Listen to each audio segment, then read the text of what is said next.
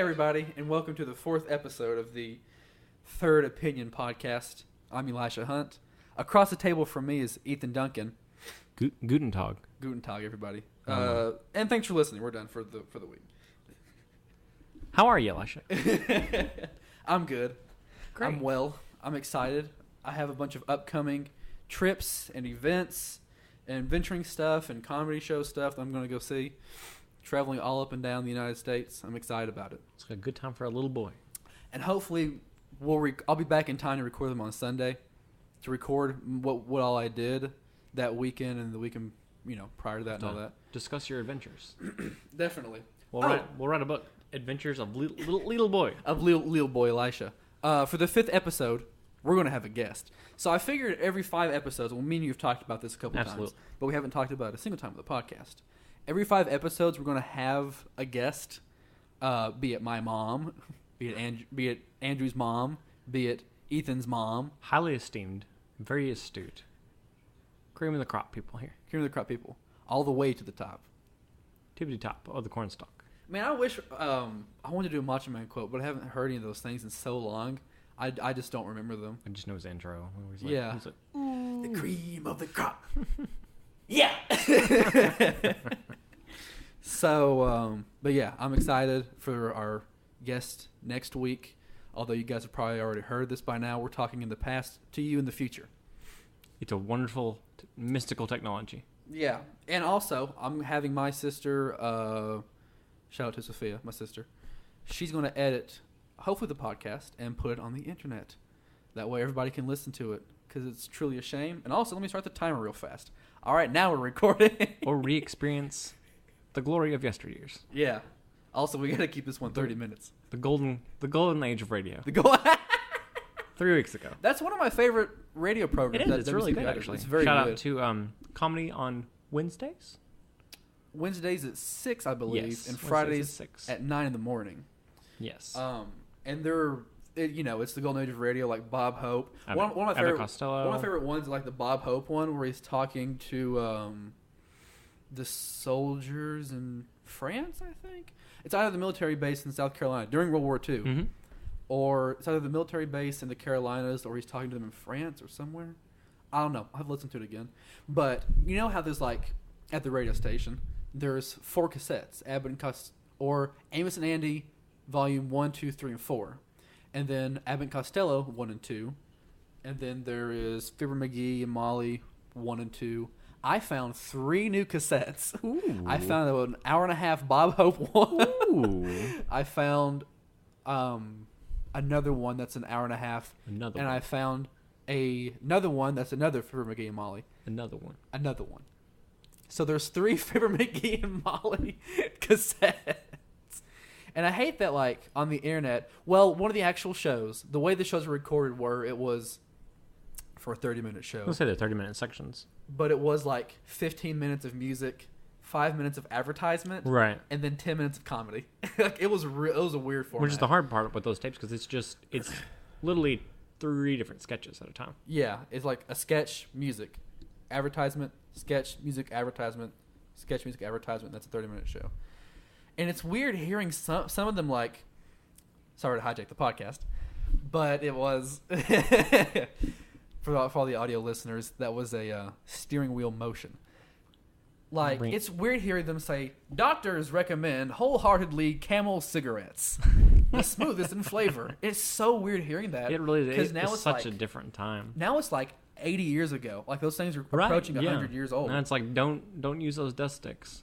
Yeah, like smoking is so bad for you. Right. In like the 80s and 90s. It's very much an uncommon thing nowadays. It's still around, but smoking's still around. It's becoming more and more uncommon. Mm-hmm. Especially to just advertise it like that. I don't think you can advertise it. No, and anywhere public. Mm-hmm. Nowadays, it's like, can't smoke here, can't smoke there. It's like, if you do smoke, we're going to put you under in this tent, like way off in the woods, and you're going to be secluded. No one's going to love you, and... But vaping's okay, which I don't get. I don't either. That bothers me just as much, to be honest. It does for me too, but I watch so many funny and weird YouTubers where they just vape and use that as a bit, where I'm like, kind of okay with it, but it's still essentially the obnoxiousness of smoke. Sorry if you smoke. It really is. Bad. But it is a good transition, you know. Like if you're trying to quit, like it's really good for that, from what I hear. Yeah. Some of it smells real good. Mm-hmm. So I know one of my. Well, actually, let's not say it's one of my friends. Someone I know. They have a vape pen, and they had one that smelled like, what was it? I think it was like hay. I'll tell you the scariest thing that I ever saw happen with one of those. Yeah. A friend I will claim as a friend. Yeah. Of mine had one in his pocket. You know how they use a cotton starter? Yeah. It caught fire in his pants. Luckily, it was just smoking, so he was able to get it out on the table before it caught flame, but that was some scary stuff. Yeah, I've seen videos on YouTube of like, you know, their pockets just spontaneously catching that's fire. exactly what happened to him. Like, we just smelled smoke, and we were like, what's that smell? That is so funny. So, but you never know what's going to happen. You never know what's going to happen with those things. So. They're a ticking time bomb. That's why cigarettes are better for you in every way. At least they don't spontaneously combust in your pocket. One gives you lung cancer. One gives you lung cancer. Not as bad. Might explode. One just reward. Burns your body. Definitely. To a crisp. What was I going to say? Oh, yeah. Another funny advertisement that's in the comedy cassettes is them talking about linoleum waxer and cleaner. Right. Because, like, no one really has linoleum that much I know. these We days. used to have some, like it was like in the 90s you still had some linoleum. Uh-huh, you know? yeah. And, like, every now and then you'll get, like, some laminate. Yeah. Which that's different, though, than linoleum, you know? Yeah, I have some very nice, thick, almost hardwood-like laminate in my bathroom here. Some of it's really nice. But it is funny to hear those old cassettes and, like, what used to be essentially just the norm. Right. I mean, it was such a different time. I mean, the advertising was different. Like, you had... Yeah. You know, I mean, you had, like, ads directed towards women, telling them to take opium, essentially. Yeah, you know, essentially. Different kinds of drugs. Like, here, just take this. Just take this. You're crazy. Yeah. You know. Definitely. I can't remember the names of it. I can't either. Like, it was today's drugs, essentially. Mm-hmm. You know, things that are banned and outlawed, or things like, you know, 60, 70 years ago. It's like, you know, you're having your time and just take these drugs. Yeah. You know, which is insane to think about in any shape or form or fashion today. You know, especially because we know what those kinds of things do, you know, to your body, how adversely it affects you. So. Definitely a different time. Very interesting to listen to them. And the way we can play the advertisements, because WCPI is a 501c3 IRS entity, which is religious, education, and music, I think. There's four classifications. And the way we can get away with playing the cassettes is by saying, this is, you know, a timepiece. This is not an advertisement for Camel or... Right, which what it is, you know, it's a very, you know, it's educational, but it's also it's a historical piece. Yeah, and it just so happens that it's on a comedy cassette too, which is very, very interesting. One of my favorite programs. It's very much a snapshot into the golden yesteryear, as the announcer says as he introduces the golden age of radio. Let's listen now to the golden age of radio, but it's like something, the 90s. Something about I really want to know. Excuse me. I really want to know the guy that recorded that thing. He has excellent voice. He has a perfect 1950s radio Such a great bravado. He really does. I really want to find out who that guy... I'm sure I could just Google search what all he says. Like, I could do a voice search or whatever and play it sometime and figure out, you know, who he was and what it came from. Because we have a computer that plays all the recurring stuff, like, this news update is brought to you by St. Thomas River Park Hospital. Like, that part is recorded, and it's... So you don't have to say it every single time before every single news story, which we cycle them out. It's a lot more efficient. Truly. Which they used to be cassettes, and Ethan remembers back those days. The golden age. The golden age of radio. Phrase of the day. No, but really, you know, we used CDs and stuff, and before we had all the computer recordings, and of course, towards the end of when I quit, you know, we started using the computer recordings and the less of the CDs, and started, you know, transitioning to more of digital type stuff, which was a lot handier and a lot easier to do too. But it's nice to have as a backup just in case something happens. I mean, you just never know. Yeah, exactly. So let's jump on in. Hijacking over. Let's steer that wheel back around here. You want to roll a dice and see who goes first? Let's see. Let's tiddlywinks for it. All right, go ahead. Starting off top here. All right. Got some really juicy winners here for you. Quite a broad array. First story. China. Country. Mm-hmm. Very large. Very large. Very full of many things, many people. Many people. They have the highest population in the world. The highest wall. They also have the largest wall in the world also. Big wall. Big wall of China. One of my favorite things that slightly political warning. Wee woo. One of my favorite things that Donald Trump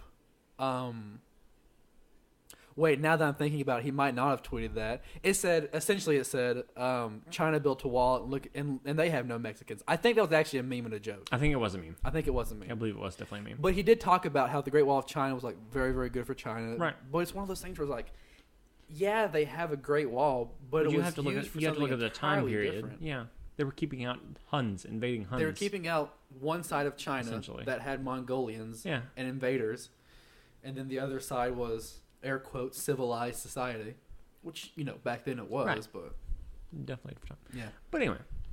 So these intrepid gals and guys have, like most places in the world, lots of Western things. They have McDonald's and they have, the Apple companies there. Mm-hmm. Yeah. All just different kinds of stuff. So the neat thing that I saw here, coming out of China, KFC, the Kentucky Fried Chicken. Long ways away from home. Yeah. They have over there in the Chinese city of Hangzhou have introduced a new way to pay for their meals. Huh. Well, Elisha, I just heard you ask me, well, Ethan, what did they do? Excellent question, Elisha. Excellent question. So what they've done is, we have ways we can pay with our phones now. Yeah, we have Apple Pay, Samsung Pay, Android Pay. You just kind of wave the phone up in the air magically and wish your money away. I'll have to try that at Subway sometime. Because there's a thing where you can get your the way you can. There's 2 or 3 ways of ordering at Subway, and slightly off topic, but return. One of them is you can order from your phone. You can make an entire sandwich on your phone, customize it however, and you can press place order, and you can use your credit card on your phone that you have insert on your phone, and then you go pick up your sandwich and you're done. And I don't know if you knew this, Zaxby's actually has that too. Which I need to try sometime. It's super convenient. You can put in the time you need it for. Mm-hmm. Right when they opened. Another segue here to the side. Right when they opened, they were just slammed. Yeah, super busy. I remember that. Which they keep steady business now, Yeah. But nowhere near the volumes they were at the time because it was brand new. It was something neat, It was like a 2-week period where they were constantly busy. Didn't matter the time of day, when you went there. It could be 9:30 at night from right when they opened. They were just constantly packed, which, they keep very steady business now. There's always somebody in the drive-thru, lunch and rush. Zaxby's is good, too. Me and Andrew have had Zaxby's. Delicious. You've given me your tasty scraps. I did. I gave you my scraps because my tum-tum was too full. But I placed my order there, when I was working at Ben Lomond for a while, right when they opened, and I walked right in and just grabbed it and left. Which is amazing. Everybody looked at me dumbfounded, like, how did he get his food? Yeah, because a lot of people still don't know you can do that. No, they don't. I usually get Domino's for lunch, like every once in a while now, because I'm trying to watch, weight, health, and trying to get healthy. All that good stuff.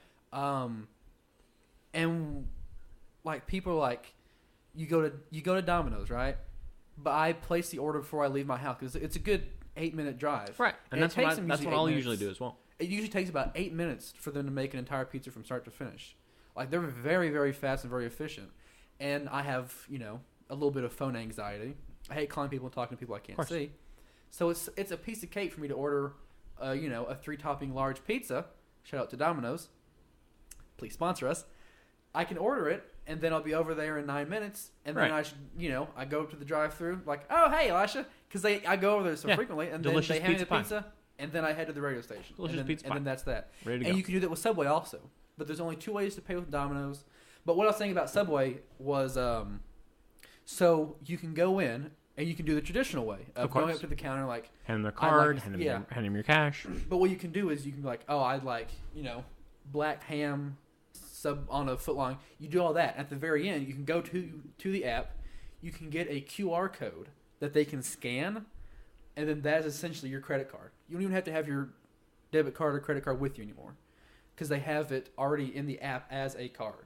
If you don't want to place the order ahead, which I normally do because I'm late for the radio station. Right. 9 times out of 10. 10 times out of 9. 110%. I fly by the seat of my pants every day of my life. Engines attached. Engines attached.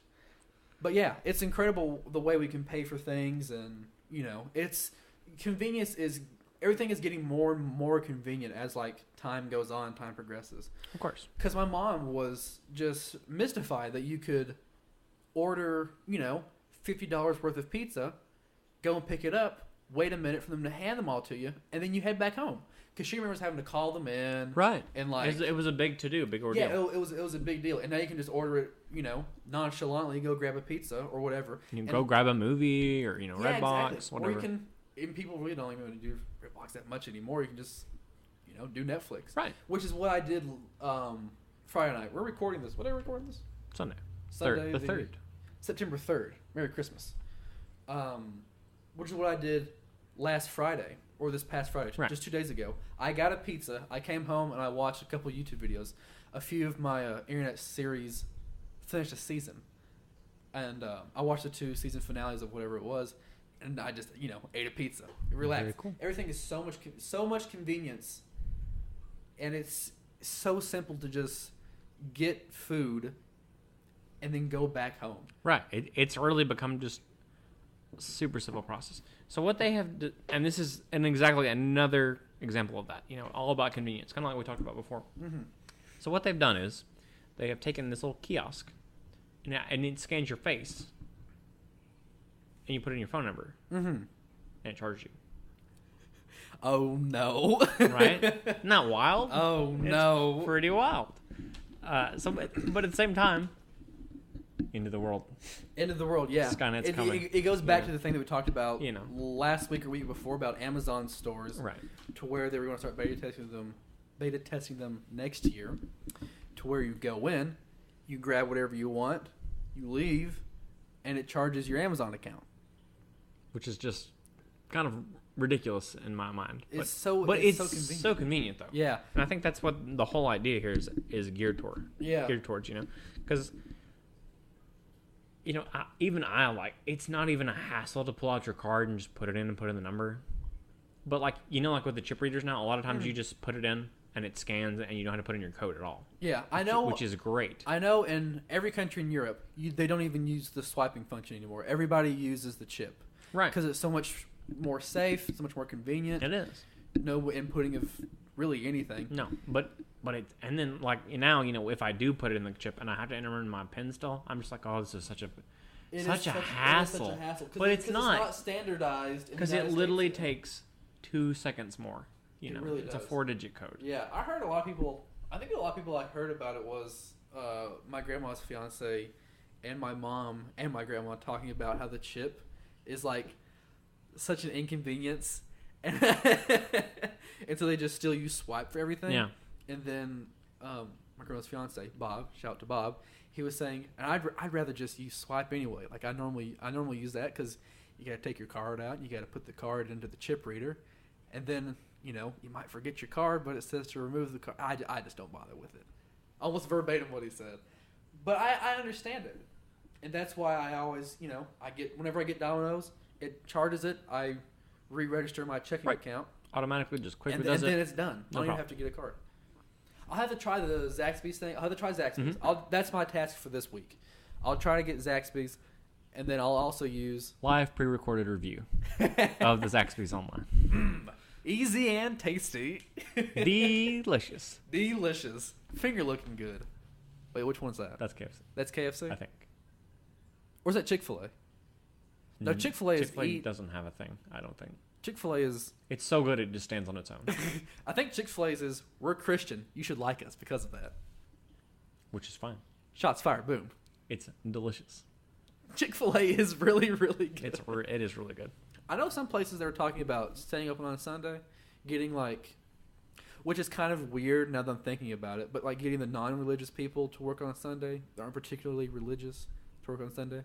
See, I being more religious myself, I appreciate it. Mm-hmm. Because there are a lot of things, especially around where we live, that are closed on Sundays. Yeah. So I kind of get it. And It is. I kind of appreciate a chain actually kind of standing beside that. Yeah, and that moral principle. And I like usually, that they're kind of founded on. Yeah, I'm okay with like restaurants being open on Sunday because that's a chance to go out with your family, and that's why I go to church so I can have dinner with my grandma and my great aunt, my sisters, right after church because I live by myself and I'm never get a chance to see them really. So that's our our ritual is to go to Raphael's, weekly routine, get pizza, get salad, and just talk for like an hour and a half while eating. Like we never get a chance to do that, and there's a lot. I'd say in town. It's probably half and half that are closed on Sunday and that are open on Sunday. Yeah. And most of them are restaurants. It's a pretty good divide. Yeah, but like if you go to like a hometown pharmacy or a painter's shop or just whatever, like a lot of places are closed on Sundays. Yeah, they are, which I think is it's good and it's bad. Yeah. Because it can be inconvenient times, but I do think it's good overall. I do too. For the community. Because I think it's good to have that time to be able to be closed. Yeah. Definitely good for businesses and also good for people to. Right. Well, it's just good for people just to have time. Like even if you're not specifically religious, you just have that time with your family, or just have time to relax for yourself. Just to relax. Yeah. Yeah. Well, and that's super important, for your own self. Yeah, which I spend most of my Sundays just, relaxing. Which the next couple episodes and this episode we're having to record them on Saturday, because I'm a busy buoy. Sundays. Sundays. Sundays. Saturday Sons. Saturday. But that's kind of what's been going on in China. Something I remember when you were saying that China was doing the KFC business. Wait, let me make sure I understand this correctly. They scan your face. Yep. Okay. All right. Cool. Scans your face. Scans your face. Got kind of like a 3D recognition camera. Very Black Mirror-esque. Yep. 3D recognition camera is kind of what the software, what they said, the technology they're using. So, do you know the episode? Sorry if you haven't seen Black Mirror. Definitely recommend watching it. Episode Nosedive, the one with the phones and Bryce Dallas Howard. I don't recall. I'm sure I have. It's the one where like they have the phones and like they have the rating system for people. Yes, we were talking about that. It's one of my favorite ones. Yeah, it's a very very good episode. It's one with the girl goes to the wedding. Yeah. Yep, one of my favorites.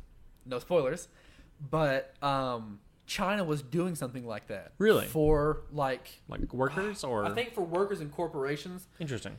And then they said it's not so much a violation of human rights because we're a corporation. We can do this to our workers. And then the government was like, oh, no, you can't. So you're saying, I guess they almost own their entity is what they're saying? Well, not so much their entities, but like, I think one certain thing of China is very much like the government says, here's what we're going to do, and the businesses follow. That's China's model, right. And it has been for like the past 20, 30 years. The United States is almost vice versa. But, so some businesses were like, here's your rating. You start at a 3.5 out of 5. I think it's smiley faces also, like not stars. But it's like you start at 3.5. If you're a good worker, you're on time, you're not lazy, you're not slouch around, you don't take forever doing something. Right. You do a decent job. Yeah, do a decent job, and you get a 5. That means, oh, he's an outstanding worker. And that would depend on what jobs you could get. Raises. How much you make an hour. Which if you think about it, it makes sense. It makes sense, but it's... And companies do stuff like that anyway. Like they have behind evaluation forms. the scenes, though. Yeah, exactly. It's not forefront. It's not in your face. It's not like, well, I'm a 3. I'm a 3.5. I'm a 2. Like I'm a 4.5. Yeah, I don't talk to anything below a 4. Right. Like it's really, really like scary. that episode gets really dark really quick. And it's really interesting because the whole tone of it's very light. Like it's very bright colored. Up until about it's very pastel color palette. Is that the right word for it? It's very about it's an hour long episode, right? Pinks and blues and I think that particular episode is an hour long. I believe so. I think around the 25-minute mark is when it starts to go downhill, and it's you're top at 100, and then around the midway mark you're down to 20. Basically, it drops so quickly. Basically, it's pretty rough. It's a very good episode to show how quickly things like that, just one event, can change the entire rest of your life, your day, your week, your life. Crazy episode. Just spirals pretty quickly. Good series. We can talk about Black Mirror sometime. Definitely. They're making a new season. Season 4. Season 4. Very excited. Released the trailer not long ago. Very, very excited for it. Should be very good. Refreshing. Tasty water. Refreshing water. Let's talk about Trump. Strapping in for this. Strapping in for this one. This one isn't political, but it is. I thought it was very funny. I didn't prepare a single story, and so you're like, I'll send you this story. So I'm not even going to mess around with this. Good for a chuckle. This one is very funny. So if we laugh, sorry.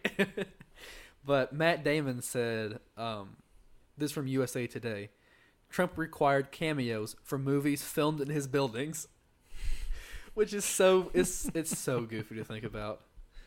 I mean, like I get it. I get it too. It's like kind of he has to have a. I mean, it's almost like Stan Lee, you know? Yeah, it's like, yeah. Like he's kind of the face of Marvel, and they just stick him in every movie. It's like Stan Lee, but you know, slightly more orange. I can't say I wouldn't do the same. You know, it's like I would too. I'm just a background extra. You know, I would too. Just have me in the. But here's like cameos. And have me in there as you know.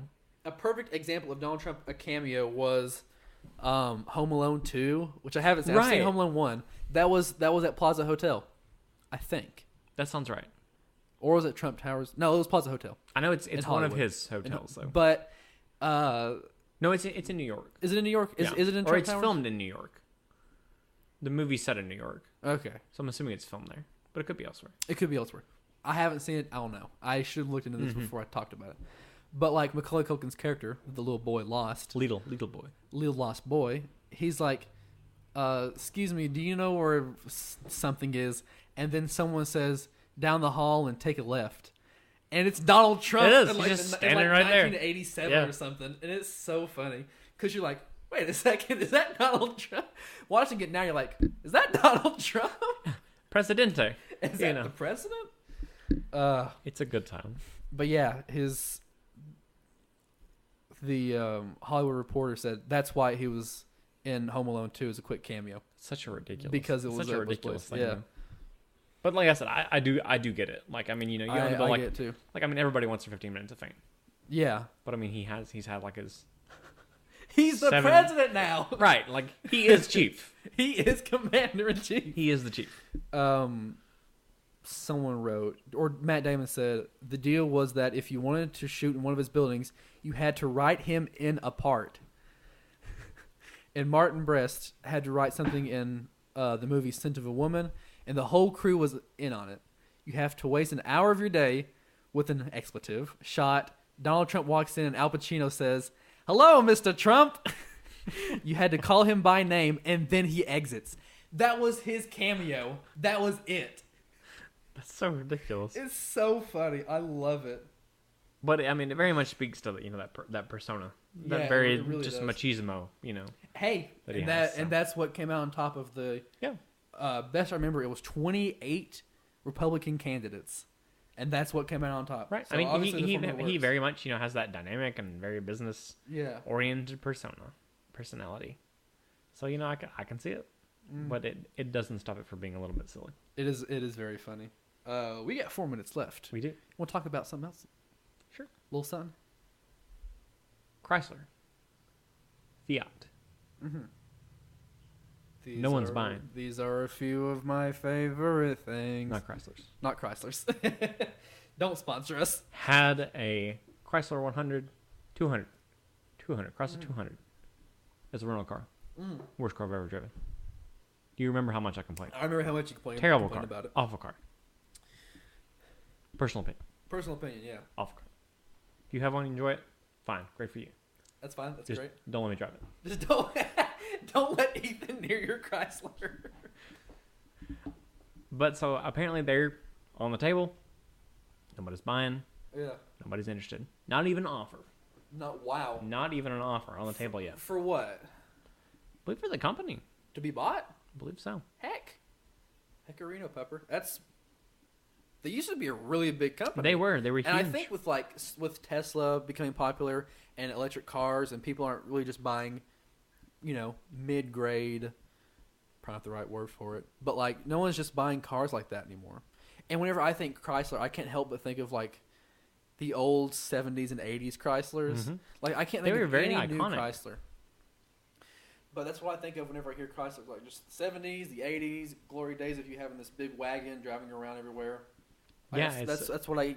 The article of Reuters says Fiat Chrysler hasn't received any offer for the company, nor has the world's 7th largest car maker working on any, in quotes. Wow. So that means it sounds like they're pretty well at a halt. Yeah. Which is sad because the Fiats do And I like Fiats. Yeah. have done fairly well, at least in a European market. Yeah. You know, you are starting to see a few more of them here. Yeah, definitely. You know, because they're very economic. You know. Mm-hmm. I've seen a couple around here. And they're pretty nice looking little cars. And to be honest, for the size of them, they have a decent amount of space. Yeah. So if you have a Fiat and want to let me drive it, that's fine. If you have a Chrysler, that's another story. And the other story is no thanks. Hard pass. Ethan says hard pass. Real hard pass. Swipe right. Left. Sorry. Swipe left. It's fine. Tinder joke there. Do not want. Yeah. So that'll be interesting to see what happens with them. Hopefully somebody else. Hopefully somebody will step up to the plate and scoop them up. I wonder why no one's buying them though. I don't know. I wonder if it's like electric cars. They've been they just hear the such name Chrysler. They've just been such a lemon, for the past several years. Honestly, like name a car that they've put out that's been just a big deal at all. I can name a few because my grandma's been looking for new cars recently. She had a 2010 Chrysler Town and Country. Now they're minivans. Yeah, top notch. They are the pioneer of the minivan. But I'm thinking that like people just aren't going after that stuff anymore. Not really. What with back to Tesla and then me personally Mercedes. I tell you what was neat that I saw. Cookville has some Tesla hookups. Yeah. behind the Sonic and Verizon. Yeah. Real neat to see. I was like, wow. I was going on a road trip up north here soon, and it said, "Are you interested in Tesla stops along the way by chance?" And I said, "No, I'm not." But thank you. That's very neat. Unless you'll pass me a Tesla. Unless you're passing me a Tesla. I want to get a Tesla eventually. I would love to try one. Definitely be an interesting time. Mm-hmm.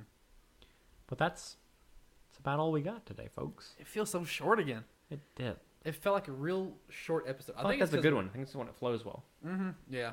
We'll see what the people say. I don't know how, but just stop by the radio station and just say it during the podcast while it's like going on air. That was a good one. That was a great episode. Yeah. Good episode. Send us a message on Facebook or a tweet. Dude, we can get fan mail. Let's get a segment when we go back to doing an hour. If we have a fan. If the network puts us back at an hour, and if we have one fan, relatives don't count. I feel like they do. I feel like they don't. That's an argument for another day. All right. Episode 5, we'll talk about that whenever we get a guest. Which might be one of our relatives. With fan mail. Here you are, Elisha. I wrote you fan mail. Thanks, Grandma. Thanks, ma'am. All right. Silly. But that's been the 4th episode. The 4th episode. Of A Third Opinion. Tune in Mondays at 2. I want to see if you get the right time. Fridays at 5. Oh, you got it this time. Have a great week. This is Ethan Duncan. And this is Elisha Hunt. Signing off. See you guys next time. Thanks for listening. Baby. Bye-bye.